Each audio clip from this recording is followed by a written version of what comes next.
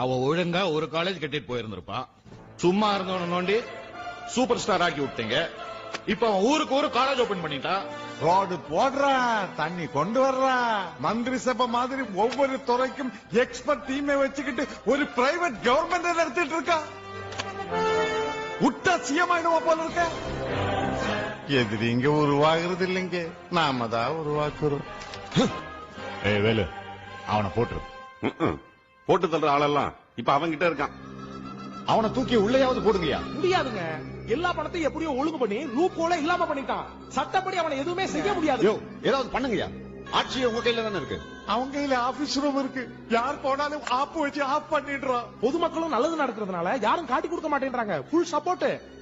இவ்வளவு ஏன் ஆபீஸ்ல வந்து ஏன் கேபிள் கனெக்ஷன்ல நோண்டிட்டு போயிட்டான். இங்க போனா அங்க போகுது. அப்ப நீங்க ஒரு கம்ப்ளைண்ட் கொடுங்க. அப்புறம் சுத்தமா போவாது. அவனை ஒண்ணுமே